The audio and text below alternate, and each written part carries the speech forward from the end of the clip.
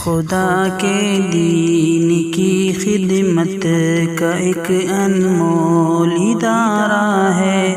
इदारा रहे बरे इंसानियत तो सबको प्यारा है।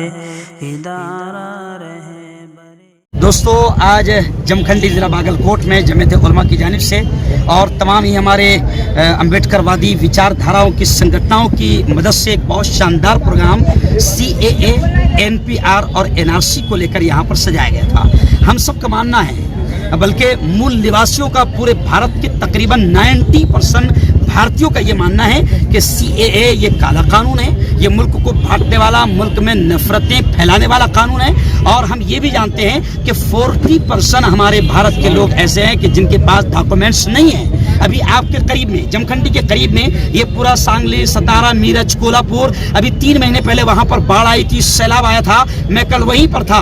मेरी हिंदू बहनों, मेरे हिंदू भाइयों ने हमको बताया कि साहेब हमारा आधार कार्ड, इलेक्शन कार्ड, सब डॉक्यूमेंट्स बह गए। अब हम मोदी को क्या दिखाएंगे, अमित शाह को क्या दिखाएंगे? तो हम ये कह रहे हैं अमित शाह से भी, मोदी जी से भी, कि अभी NPR की कोई जरूरत नहीं, NRC की कोई जरूरत नहीं, CAA की कोई जरूरत नहीं। लेकिन भाजपा सरकार मक्कारी कर रही है कि मुल्क की पूरी जनता को बेवकूफ बनाने के लिए उन्हें NPR, NRC और CAA में उलझाना चाहती है कि तुम बाप दादा के डॉक्यूमेंट जमा करते रहो। और हमने BSNL को बेच दिया, ट्रेनों को बेच दिया, पटरियों को बेच दिया, RBI को खाली कर दिया, हम पूरे मुल्क को खाली कर देंगे और तुम अपने बाप दादा के कागजात जमा करते फिरना। तो हम सबका मानना है कि ये भाजपा का एक षड्यंत्र है।